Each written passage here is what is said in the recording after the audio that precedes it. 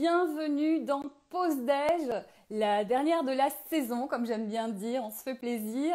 Vous allez voir aujourd'hui, on va passer un super moment. Je suis vraiment heureuse d'accueillir cet artiste. Alors, on ne se connaît pas très bien, on se croise dans les festivals par-ci par-là. Moi, je l'ai beaucoup vu sur scène dans des pièces absolument formidables.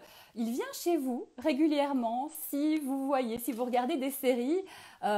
C'est un comédien formidable. Nous avons le plaisir, les amis, d'accueillir aujourd'hui le comédien Amaury de Créancourt. Et il est là. Mais quelle Salut. synchronicité! Ça va? Ça va et toi? Écoute, ça va très bien. Alors, je vois que tu t'es rasé la barbe parce qu'il y a quelques jours, c'était la barbe, mais genre bûcheron canadien, quoi. Écoute, hier, c'était exactement ça, le bûcheron canadien. J'ai testé en fait une nouvelle tondeuse. J'y suis allé un peu plus fort que ce que je voulais, honnêtement. Ça Non, me mais fait c'est très très bien. bizarre. Beau Mais gosse, beau gosse. voilà. En fait, tu t'es fait beau pour la dernière pause déj, en fait, c'est ça. Mais évidemment, c'est exactement ça. Ça me Non, mais touche c'est vrai que beaucoup. c'est vrai que c'est drôle parce que je me suis vraiment dit, tu sais, c'est le confinement qui s'arrête, quoi. Voilà, la barbe tombe. C'est comme, voilà, moi, j'ai quand même passé un confinement à m'habiller, tu vois, à rester en survêtement, à être très très cool. J'ai dû faire une vidéo, j'ai dû me mettre un jean, j'ai eu l'impression de mettre un smoking, quoi. Tu sais, c'est vraiment. Donc là, pareil, là, je me suis rasé, voilà, tu vois. Voilà, t'es tout beau. Comment ça va le confinement, toi? Écoute, très bien, très bien. Le tout début a été évidemment très difficile parce que tu sais, on était en pleine tournée avec Benoît Solès pour la machine de Turing. Donc c'est une tournée qui était, je suis obligé de dire qui était, c'est dur, qui était magnifique. Alors qui va reprendre évidemment dès le mois de septembre et on l'espère dans les meilleures conditions possibles. Et la majorité des dates a été reportée et pas annulée, donc tout va bien. Mais on a été coupé dans notre élan de cette tournée Oui. incroyable qu'on a démarré en septembre et qui devait se poursuivre là jusqu'au mois de juin. Donc là, tout d'un coup, le 12 mars, et on a vécu en plus la dernière à Versailles, donc le 11 mars, sans savoir qu'on faisait notre dernière. Donc ça c'est assez terrible. Ah. Donc Oui, le c'est ça, départ tu peux est, même pas dire au revoir, en fait. non, on peut Tu même pas sais se dire pas. bon, on se retrouve vite, machin. Donc, voilà. Donc le tout début, ça a été un petit peu brutal. Et puis après, voilà, moi, c'est vrai que j'ai deux enfants à la maison. Je suis avec ma femme. Assez vite, c'est vrai que j'ai vu le bon côté de la chose, c'est-à-dire se retrouver en famille, justement au milieu d'une tournée qui imposait à ma famille beaucoup d'absence. Donc voilà, il y a du bon et il y a du pas bon. Voilà, finalement, autant prendre le positif. Je tiens quand même à te signaler que moi, je connais des gens qui ont fait des répètes, des répètes, des répètes, des répètes. Ils ont fait une, deux représentations et puis c'était fini. C'est-à-dire qu'ils n'ont même pas eu Ouais. le temps de jouer. Et il y a des gens qui ont fait plein de répètes, ils ont fait zéro Mais représentation. bien sûr, bien sûr. Donc on pense très fort à eux. Évidemment, évidemment. Bon, écoute, pause déj, on va commencer par l'entrée. Avant cela, quand même, on fait un petit éphéméride. C'est la petite tradition. Donc aujourd'hui, ça ne vous a pas échappé, nous sommes le vendredi 8 mai. C'est un jour férié puisqu'on commémore la fin de la Deuxième Guerre mondiale. C'est aussi la journée mondiale de la Croix-Rouge. Et pour cause, c'est la date de naissance d'Henri Dunant, le fondateur de la Croix-Rouge, qui est né en 1828. Et puis aujourd'hui, on fête les désirés. Désirés, on espère qu'on est tous désirés. Pour ceux qui auront la référence, hein, parce que c'était au siècle dernier. Bon, allez, on va parler de choses beaucoup plus intéressantes aujourd'hui, de toi, Amaury. Mais attention, petit jingle. Entrée. Génial. Amaury, ma question fétiche au monde, un peu psychanalytique, mais tu réponds comme tu veux. Amaury, Oui. qui es-tu? Waouh. Je suis Amaury, je suis un homme, je suis un papa, je suis un mari, je suis un comédien, je suis un frère, un fils. Voilà, je suis tout ça. Voilà. C'est magnifique. Tu es dans ton essence. Tes copains t'appellent Amos. Non, en C'est fait, quoi ce Amos? ouais, tu fais référence à une des dernières vidéos que j'ai postées sur Instagram Bah oui, parce où, que du coup, je t'appelle Amos, donc clarifie les bah, choses, s'il te plaît. bah, bien sûr, où, en fait je faisais effectivement avec ma barbe complètement hirsute, je faisais une espèce je m'imaginais moi à plusieurs mois de confinement et donc j'imaginais un mec un peu baba cool comme ça qui se faisait appeler Amos, tu vois un peu. D'accord. Mais non, non.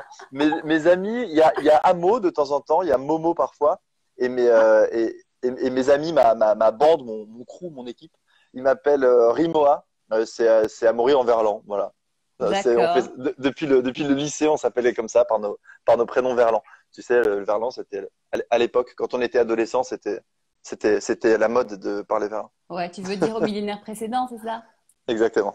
Bon, allez, on va arrêter de parler des choses qui fâchent. On passe tout de suite à la deuxième partie. C'est le plat, puisque je vais te cuisiner. Attention, t'es prêt pour le jingle, t'as compris? Yes. Le plat! Amaury de Créancourt. J'ai un dossier sur toi. Aïe. Alors, on va commencer en douceur. Tu es donc l'arrière-petit-neveu de Marguerite Yourcenar, grande femme de lettres française. Son vrai nom, c'est Marguerite Cléneverc de Créancourt. Elle est décédée le 17 décembre 1987 à l'âge de 84 ans. Tu avais 3 ans, donc tu t'en rappelles pas trop, mais il te reste des choses d'elle. Oui, beaucoup. Alors, effectivement, pas direct, comme tu dis, j'avais 3 ans à sa mort, mais pas mal, mais beaucoup de choses. Déjà, une envie évidemment de faire entendre ces textes. Donc, j'ai pas mal de projets comme ça qui vont dans ce sens-là. Je vais notamment faire un livre audio sur un livre qui s'appelle Une belle matinée, une nouvelle de Marguerite Yourcenar, qui est magnifique, où ça se passe dans une brasserie, une vieille brasserie au XVIIIe siècle en Hollande. Et c'est l'histoire d'un jeune gamin qui travaille dans la brasserie et qui voit débarquer des troupes d'acteurs qui viennent d'Angleterre, et il se met à rêver de devenir acteur. Donc c'est sur la naissance de la vocation de théâtre chez un petit ado. Donc je trouve ça assez génial qu'elle ait écrit ça. Donc je vais faire un livre audio à partir de ça. Et aussi, je suis en train d'essayer de réfléchir à un seul en scène autour de Alexis ou le traité du 20 combats, qui est un livre magnifique de Yourcenar. Donc voilà, ce qui me reste d'elle, c'est une envie de faire entendre ces textes, parce que c'est magnifique d'actualité. Et même si voilà, c'est la première femme à être entrée à l'Académie française, c'est quelqu'un qui a eu un parcours incroyable, ça reste malheureusement un auteur qui est jugé un petit peu trop intello, qui est jugé pas très populaire, alors qu'en réalité, les thèmes qu'elle aborde sont éminemment populaires et d'aujourd'hui. Et donc, tu vas les populariser. Tu as une famille qui est très ouverte au théâtre, à la culture, parce que ta cousine Stéphanie de Créancourt, vous avez un an d'écart, super comédienne aussi, et voilà, elle est Exactement. aussi dans le milieu. C'est une famille d'artistes? Non, c'est surtout une grande famille. On est beaucoup et du coup forcément dans le nombre, on retrouve des artistes. Mais non, non, on peut pas dire que ce soit une famille d'artistes. C'est une famille Ouais. où il y a tous les corps de métier sont représentés. Et donc, toi, ta révélation d'être comédien, ça te vient d'où? Tu te rappelles du jour où tu t'es dit, oh là là, mais je veux faire ça? Ouais, très bien. C'était à Rouen. J'étais en pension à Rouen T'avais quel et âge? 17 ans. 17 ans, j'étais en première et en fait il y avait une troupe de l'école qui montait Le Visiteur d'Éric Emmanuel Schmitt. Donc grosse émotion quelques années plus tard quand j'ai rencontré Eric Emmanuel Schmitt qui est venu nous voir dans la machine de Turing là, parce que ouais, Eric Emmanuel Schmitt ça a été ma première révélation de théâtre avec Le Visiteur. Il manquait tout simplement il manquait le rôle du visiteur. La première didascalie, c'est un homme rentre en frac, donc en smoking par la fenêtre, il rentre dans le bureau de Freud et il se met à parler avec lui.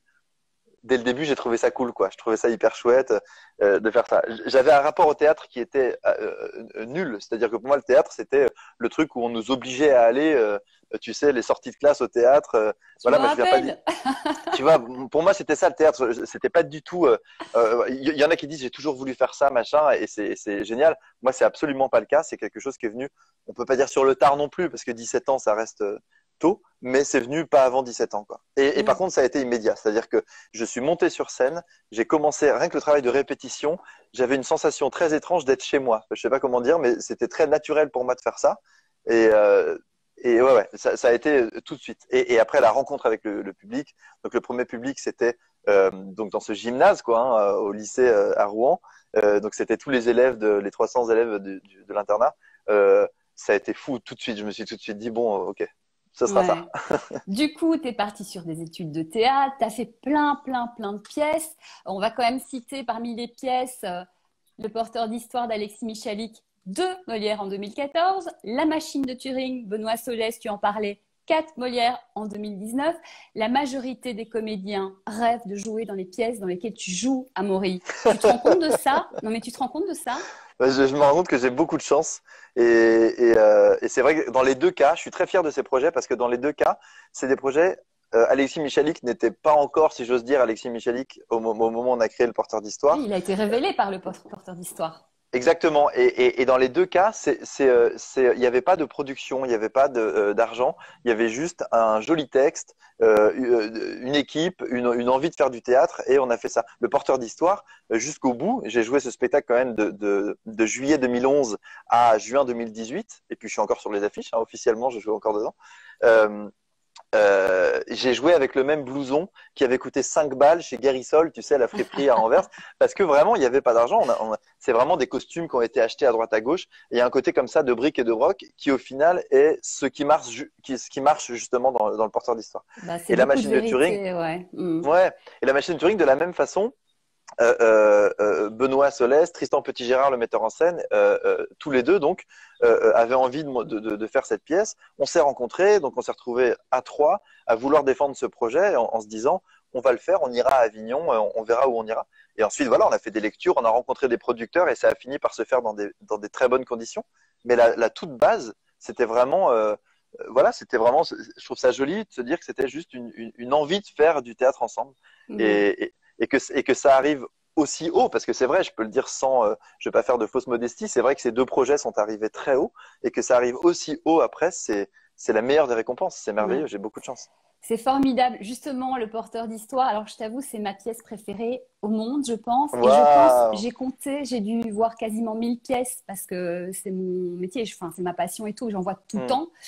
Euh, Il y a une super anecdote avec le réalisateur Jacques Audiard sur le porteur d'histoire. Tu peux nous raconter? Non, mais en fait, c'est une anecdote où j'ai été assez ridicule, et en même temps une bonne leçon que j'ai prise pour la suite.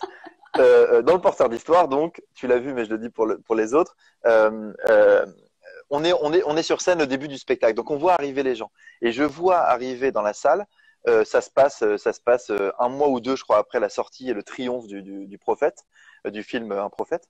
Et je vois arriver dans la salle un grand monsieur chauve avec des lunettes, assez loin. Je suis persuadé que c'est Jacques Audiard. Je me retourne vers Régis, donc Régis Vallée avec qui je joue. Je regarde là-haut, il y a Jacques Audiard. Dès qu'on se retrouve derrière, il y a Jacques Audiard dans la salle, c'est dingue. Et donc je joue le spectacle en m'imaginant être le prochain Tahar Rahim vraiment pendant 1 heure et demie. Tu joues pour Jacques Audiard, quoi, ton spectacle. Ouais, vraiment, exactement. Et à la fin du spectacle, au moment où la salle se rallume et où les gens applaudissent, je me rends compte que c'est absolument pas lui. Et je me suis trouvé vraiment ridicule d'avoir joué pour quelqu'un alors qu'il n'était pas là. Et c'était une bonne leçon parce que je me suis dit, voilà, il faut jouer évidemment de la même façon pour tout le monde. Et on a cette façon, quand on est acteur, de prendre très, très à cœur la présence de quelqu'un dans la salle en se disant, c'est mon moment, il faut que je donne tout. Alors que non, enfin, voilà, comme on dit, il n'y a pas de petit public. Tout le monde est important. C'était une bonne leçon. Et j'ai été bien ridicule. Oui, et tu t'es bien fait chambrer par tes copains, Ah oui, j'imagine. bien sûr. Bon, les amis, allez voir le porteur d'histoire, allez voir la machine de Turing, c'est vraiment absolument formidable hein, quand on sera en liberté. Ça, c'est pour le théâtre, hein, donc fantastique.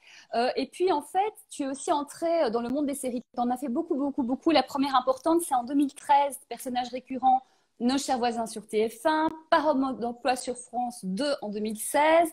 Tu as fait aussi le Bureau des légendes dont la 5e saison vient de passer. Ça a commencé en 2015. Et là, quand vous avez commencé le Bureau des légendes, gros carton, vous avez fait une promo de malade, mais vous êtes des fous. Vous avez inventé de promos, Ouais. mais un entretien d'embauche, raconte-nous. Moi, je l'ai vu hier, je ne connaissais pas, je l'ai vu hier sur Internet. Je dis, mais c'est des Ouais. malades en fait. Écoute, ça c'était une super expérience. Donc effectivement, je suis dans le bureau des légendes depuis le début, je suis dans les 3 premières saisons. Et donc pour la promo de la saison 1, le studio Bagel, en collaboration avec Canal+, a eu l'idée de faire des faux entretiens d'embauche, en fait, des caméras cachées, où mon personnage, donc le personnage de Simon, voilà, recrute en fait pour la DGSE. Donc les gens venaient vraiment pour des postes. Il y avait écrit, c'était assez vague sur l'annonce, chargé de mission. Donc évidemment, après le faux entretien, ils avaient des vrais entretiens, hein, évidemment, parce qu'il ne s'agissait pas de se moquer des gens. Mais avant de faire leur vrai entretien, ils rentraient dans une salle. Moi, j'avais une espèce de poker face, tu sais, vraiment, où très sérieux, où je posais des questions genre, avez-vous le permis de port d'armes? Est-ce que vous avez peur de tirer? Est-ce que des choses, et les gens étaient là, pardon? Et ils se rendaient compte petit à petit qu'en fait, ils étaient là pour être recrutés en tant qu'agent secret. Donc ouais, ça s'appelle Entretien d'embauche sous haute tension sur YouTube. Allez voir ça parce que c'est vrai que c'était génial à faire. Et c'est drôle en termes de jeu, c'est très marrant parce qu'en face de toi, t'as pas un acteur, t'as des vrais gens qui doivent pas te démasquer. Donc le jeu, c'est vraiment un niveau, tu dois être hyper naturel quoi. C'est-à-dire que c'est pas, il y a zéro endroit où tu dois un peu surjouer. Il faut qu'on croie que t'es un mec en train de. Donc c'était passionnant à faire. T'es hyper crédible et ce qui est génial, c'est de voir la réaction des gens. Il y a un Ouais, gars, il était prêt à renier sa famille, la patrie avant tout. Enfin, tu vois les personnalités. incroyable, T'as le incroyable. gars, il se dit non mais tu me parles pas comme ça, je me casse. Enfin, tu Ouais, vois ouais, ouais. plein de personnalités. C'est même psychologiquement et sociétalement, mais c'est formidable. Incroyable. Allez le voir. Donc des séries à succès sur des grandes chaînes, tu entres dans la vie des gens, dans le cœur du public. Ça a changé quelque chose dans ta vie, ça? Oui, nos chers voisins, c'est sûr que c'est un programme qui était très très vu. Je dis qui était parce que ça passe toujours à la télé, mais on tourne plus nous. Il y avait des pics à 8 millions de téléspectateurs certains soirs. Alors changer ma vie, c'est beaucoup dire, mais c'est vrai que je vois que le regard est différent. C'est vrai que ça m'arrive qu'on me reconnaisse de temps en temps et c'est très très souvent, le plus souvent pour le pour le docteur des règles dans nos chers voisins. Une fois, il y a une anecdote assez marrante sur ça d'ailleurs par rapport au Bureau des légendes. C'était au moment, je venais de finir de tourner la saison 2, je crois, et du coup la saison 1 était voilà, tout le monde regardait la saison 1, et j'étais dans le métro. Et je vois un mec qui me fixe comme ça, et au bout d'un moment, c'est un petit peu gênant, donc je le regarde, je dis bonjour, et il me dit, je suis à l'épisode 10. Et en fait, et en fait, après, il me dit, il sortait de chez lui et il venait de binger, comme on dit, toute la saison 1. Donc, c'était drôle parce qu'il était dans le métro à côté de Simon, le recruteur du Bureau des légendes. Donc, Ah non, mais ça doit faire c'était assez super drôle. bizarre. Ouais. Ouais, c'est marrant. Mais après, voilà, ça, c'est rare. C'est-à-dire que c'est pour ça que je dis qu'on peut pas parler d'une vie qui a changé. C'est que, je sais pas, une fois par mois, peut-être, une fois, je sais pas, on me reconnaît, tu vois, voilà, tout Ouais. va bien, quoi. Est-ce que avant il y avait une guéguerre, les comédiens des séries, les comédiens du cinéma? Est-ce que toi, tu sens que ça t'empêche de faire du cinéma ou bien pas du tout aujourd'hui? Non, tu sais, je crois que le métier, il a vachement changé. Ouais. Aujourd'hui, on fait confiance aux gens qui ont travaillé. Par exemple, j'ai fait un truc assez dingue. Voilà, les deux programmes sont arrêtés maintenant. C'est donc Nos chers voisins et Parents en mode d'emploi, qui sont donc les mêmes programmes concurrents, enfin les mêmes types de programmes, les mêmes formes, face à face. Oui. Et pendant un temps, j'étais à la même heure sur la même case sur les deux chaînes. Et ça paraît fou. Et en fait, je crois que le public s'en fout évidemment, et je crois que les chaînes aujourd'hui se disent bon bah voilà, si on peut lui faire confiance parce qu'il a déjà fait ce type de personnage là. Et aujourd'hui, le niveau des séries est tel. Tu parlais du Bureau des légendes, c'est vrai que c'est quand même une série de très haut niveau. Les séries est telle qu'aujourd'hui les ponts se font très très facilement entre le cinéma et la télévision. Et moi, c'est vrai que j'ai la chance. Là, l'année dernière, j'étais dans le film Mon Inconnu de Hugo Gélin. Très Euh, joli film moi, avec François Civil, Joséphine ouais, Japy et Benjamin Laverne que j'adore. Ils jouent super bien. génie, génie Benjamin Ouais. Laverne. Et voilà, l'année d'avant, j'étais dans Pupille de Jeanne Herry qui était au César. Et, et donc, non, non, en tout cas, voilà, non, non, moi je trouve que j'ai l'impression que le métier a changé dans le bon sens et que cette histoire de cloisonnement est de moins en moins vraie. Ouais. En 2017, tu as aussi joué dans Passade, qui est un huis clos entre toi et Fanny Valette. Oui. J'ai l'impression que c'est un film qui te tient à cœur. Ah oui, beaucoup parce que c'est la première fois. En fait, on est deux, c'est un huis clos. En fait, je l'ai ressorti là parce que c'est deux personnages qui sont confinés un peu. C'est donc une escort girl et son client dans une chambre d'hôtel. Et ça me tient à cœur parce que j'ai eu la chance d'avoir le rôle principal du film avec Fanny. On est que deux dans le film. Voilà, c'est un long métrage et donc on a éprouvé cette chose magique d'être là à chaque jour de tournage. C'est-à-dire qu'il y a eu un mois et demi de Mm. tournage. Et voilà, pendant une heure et demie, c'est sur elle et moi, quoi. Donc il y a quelque chose de très fort quand on est un jeune comédien et qu'on fait comme ça des petites choses à droite à gauche. Tout d'un coup, d'être confronté à un rôle principal et d'être là tous les jours, c'est merveilleux parce que là, on se dit bon bah c'est pour ça qu'on fait ce métier, c'est pour ce genre d'expérience-là. Donc Passade, ça a été ça a été très fort. Il est sorti au mois d'août. Il y a eu assez peu de vues au cinéma, de spectateurs au cinéma, mais par contre, il a eu une assez jolie vie en festival. Et là, il est en VOD, donc voilà, n'hésitez pas à aller le voir. C'est un très joli film, un film romantique qui s'appelle Passade. de On va Gorin faire ça. Aprikian. Ouais. Super. Et alors, en projet ciné, il y a un projet ciné pour l'after confinement. Tu peux nous en Ouais. parler? Ouais, ben c'est marrant parce que c'est un jeune réalisateur qui s'appelle Anthony Le Saffre qui fait son premier long métrage et c'est un film post-apocalyptique, donc c'est quand même assez marrant après l'apocalypse de faire un film apocalyptique post-apocalyptique. C'est donc ça s'appelle Milo. C'est un film où on suit un père et son fils. Donc je vais jouer le père. Donc voilà, la deuxième fois, je vais avoir la chance d'avoir un rôle principal au cinéma. Donc c'est très cool. Et pareil, dans le même type de conditions que Passade, c'est-à-dire que c'est un film, c'est un petit film, c'est un film d'auteur.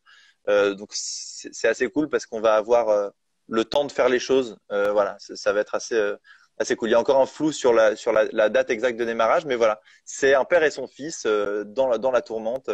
Voilà, dans un milieu complètement euh, désert, voilà, post-apocalyptique, avec des histoires de pas de vampires, mais dans le film, ça s'appelle Les Ombres.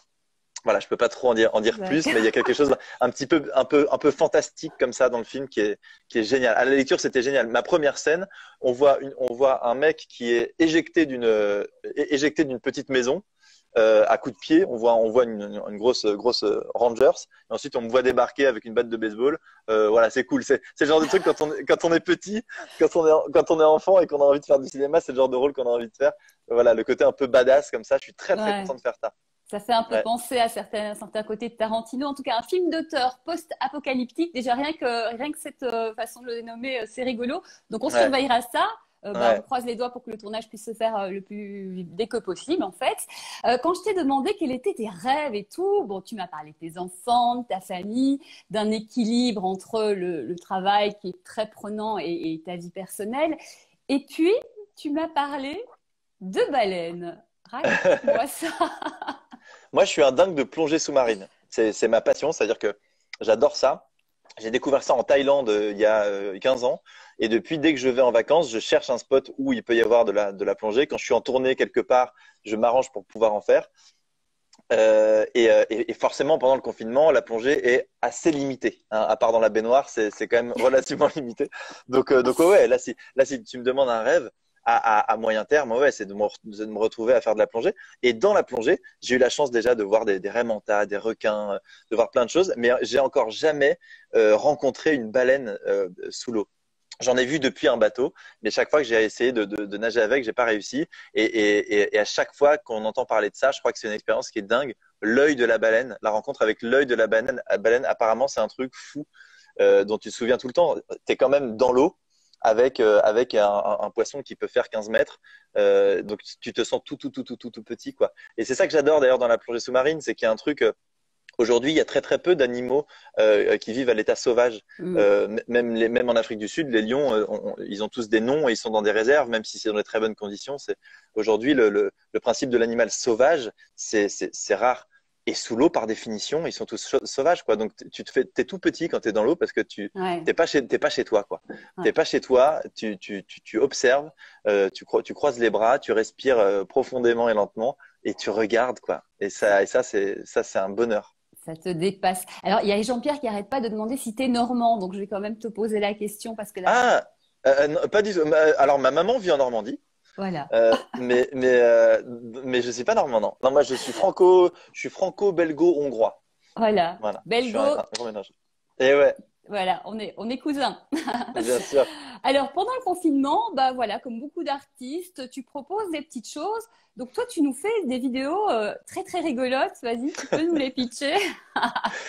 Écoute, ouais, moi, c'est vrai qu'avant, mon Instagram ressemblait pas à ça, parce que c'est vrai que bêtement, j'avais un truc un peu de me prendre au sérieux, tu sais, de faire des photos un peu comme ça Beau gosse. et de parler que de projets un peu sérieux.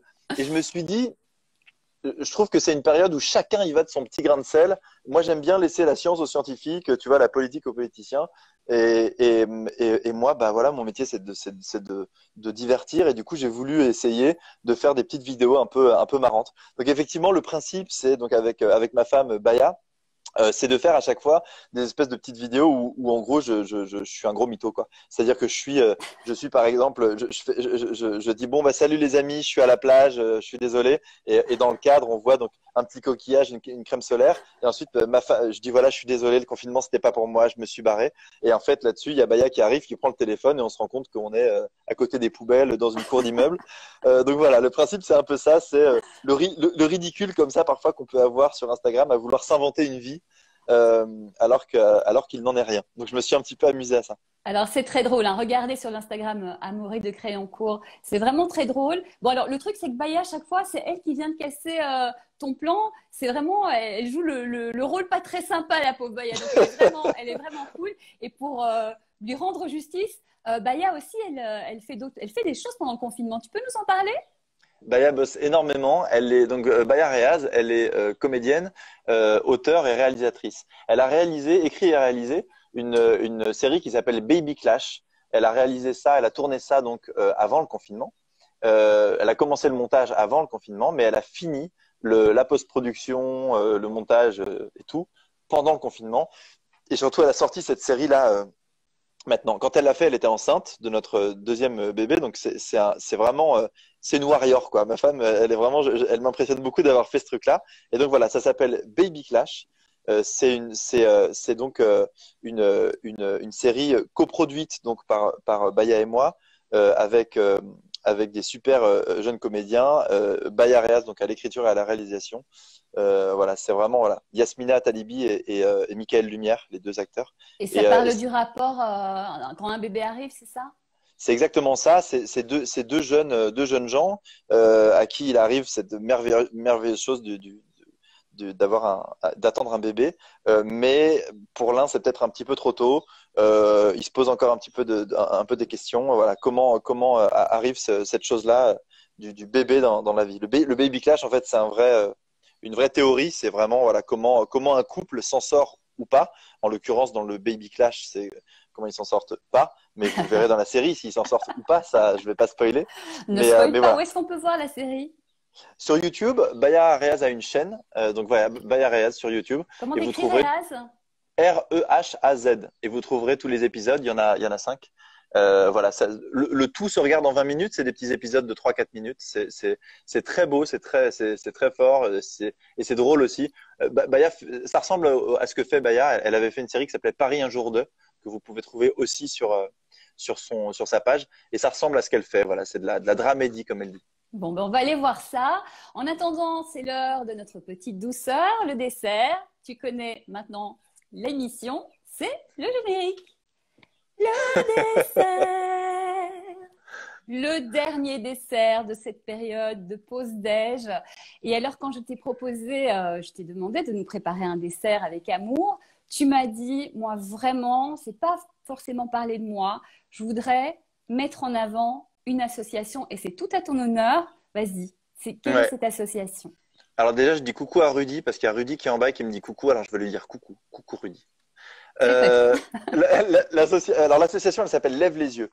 Lève les yeux, c'est une association qui me tient vraiment à cœur parce que c'est vrai que pendant ce confinement, on a eu un allié important, ça a été notre téléphone, hein, ça a été les écrans d'une manière générale. Et vraiment, ça a été important parce que c'est vrai qu'évidemment, pour s'échapper, on a tous regardé Netflix, on a tous passé beaucoup de temps à faire des Zooms, des lives, des WhatsApp, des trucs. Et voilà. Et moi, c'est vrai que ma résolution un peu d'après le confinement, ça va être de tenter de m'éloigner un peu des écrans parce que c'est vrai que c'est fou le temps qu'on y passe. Et donc, Lève les yeux, c'est une association qui réfléchit à justement l'addiction aux écrans et au fait que tous ces écrans captent notre attention. Et donc ce vol de l'attention, c'est quelque chose qui est très important aujourd'hui. On voit arriver voilà les écrans publicitaires dans la rue, on nous vole de l'attention. Et Lève les yeux, c'est une association qui réfléchit à ça et qui propose, par exemple, moi je me souviens d'une soirée déconnectée que j'ai fait avec eux, c'était génial. C'est-à-dire que tu rentres, tu as un vestiaire à smartphone, tu poses ton téléphone, c'est évidemment hyper sécurisé, tu le récupères à la fin, machin. Ouais. Mais tu as une soirée en fait sans téléphone. Et c'est vrai qu'aujourd'hui, on réfléchit plus. On réfléchit plus avec nos cerveaux, on réfléchit avec nos téléphones. Tu sais, quand tu discutes avec quelqu'un mais si, tu sais, l'acteur là qui joue dans machin, attends. Et là, tu sors Google parce qu'en 2 secondes, tu as ta réponse. Et là, Alors tu trouves Amaury de Crayoncourt. bien sûr. Donc voilà, moi c'est vrai que cette déconnexion là que propose Lève les yeux, je trouve que c'est très important. Alors Ils ont une page Facebook. Bien sûr, ça peut paraître un peu antinomique, mais moi, j'adore dans Lève les yeux le côté un peu cheval de Troie, c'est-à-dire de se servir aussi, tu vois, de nos écrans pour mieux les critiquer. Parce que moi, c'est vrai que je trouve que les écrans, évidemment qu'il y a une partie qui est bien, mais il faut bien l'utiliser. Donc, Ouais. Lève les yeux, c'est pas une association qui est moralisatrice ou qui est hyper conservatrice et anti-progrès et tout, pas du tout. C'est au Ouais. contraire une association qui propose de dire bon, on a ces outils-là, comment s'en servir mieux parce que là, est-ce qu'on dérive pas un petit peu? Exactement. Il y a Émilie qui dit bah, c'est super, j'irai voir. Oui, c'est Yes, vraiment une bonne idée. Je pense que comme tu dis, ce sont des outils, c'est très bien. Mais quand on devient, à un moment, on n'arrive plus à les lâcher, il y a un petit problème et faut pas oublier la vraie vie. Donc, c'est des belles démarches. Bah, ouais, merci pour cette association. Donc, ça s'appelle Lève les yeux. yes. On peut les retrouver sur les réseaux. Et alors, toi, on te retrouve où? Dis-nous tout. Sur quel On me re- réseau? On te retrouve Ah, où? moi, on me retrouve sur Instagram et sur Facebook. Voilà, deux Voilà. réseaux. Bon, Ouais, bah écoutez, très bien. Allez voir les amis, enfin, les petites vidéos, c'est très rigolo. Et puis tu nous tiendras au courant évidemment de toute ton actu. Moi, je suis très avec curieuse de plaisir. ce film post-apocalyptique, mais bon, ça, il faudra Ouais, attendre un petit peu. Le ouais. retour sur scène, allez voir Amaury, il est toujours dans des pièces de malade. Il joue mais tellement bien. Enfin, moi, vraiment, c'est super. Il y a Issa qui me dit mytho. Gros bisous, mon frérot. Bisous, Issa. Écoute, pendant toute notre discussion, il y a plein de gens qui ont mis des cœurs, qui ont mis plein de choses positives. Voilà, les gens t'aiment beaucoup et c'est très chouette. On va se quitter avec une citation. Tous les jours, j'ai une citation qui est liée à l'artiste. Alors, évidemment, celle-ci, elle est de Molière, puisque tu as participé à des pièces qui ont eu plein de Molière, donc Molière est en toi. Alors, je te dis cette citation, je vous dis cette citation. Vivre sans aimer n'est pas proprement vivre. Donc voilà, c'est très joli, évidemment. Elle vient de la princesse d'Élide. Tu connais cette pièce? Pas du tout. Eh ben, c'est normal. Le On nom de n'est la pas pièce, trop... c'est La Princesse des Lides? Alors, voilà, ça date de 1664. En fait, c'est une comédie galante en cinq actes. Elle est inachevée. C'est-à-dire qu'en fait, il a commencé à Non, tout mais faire attends, en prose. excuse-moi, regarde le message d'Issa. Il m'a mis enceinte et m'a larguée avant le confinement. Issa Doumbia. Hey, Issa Doumbia. Des bisous. Bon, vous allez régler vos trucs. Moi, je suis en train de vous parler d'un truc de culture, les amis. Vous Pardon, me cassez pardon. mon ambiance. Issa. C'était trop drôle, j'étais obligé d'attirer l'attention sur ce message. Et donc, cette pièce, il a commencé. En fait, il fait toutes ses pièces en prose. Et puis de là, il les transforme en vers au fur et à mesure. Et en fait, il a fait un acte et une scène en vers. Et puis, en fait, il était overbooké, le pauvre. Il était sur Tartuffe, le misanthrope en même temps. Il n'a pas Ouais. pu finir. Et donc, cette pièce, elle s'est jouée à moitié en prose, à moitié en vers. Ah, Et c'est elle dingue. a même été éditée. Voilà. Donc, La princesse d'Élide. Voilà. Comme ça, À hein, découvrir. on apprend des choses dans Pause Déj. Yes. Écoute, merci infiniment, Amaury. C'était un bonheur de Merci à toi, Isabelle. partager ta super vie de malade. On va continuer à te suivre. C'est vraiment super. Et puis, de Cool. finir avec toi, ces 15 jours de pause déj, c'était super. Merci les amis de nous avoir suivis. Merci pour tous vos super messages qui m'ont touché. Il y a eu beaucoup d'émotions durant ces 2 semaines. N'hésitez pas à nous mettre des petits mots. N'hésitez pas à aller voir Amaury. Voilà, plein de bonheur à vous tous. Profitez de la vie, on n'en a qu'une. Et puis, partageons, aimons et puis réalisons nos rêves. Voilà, les baleines, c'est pour bientôt, Amaury, je te le souhaite. Yes. Merci, Isa, pour cette pause déj. C'est vraiment trop cool. Merci mille fois. Merci infiniment. À très vite. Prenez soin de vous. Bye. Ciao.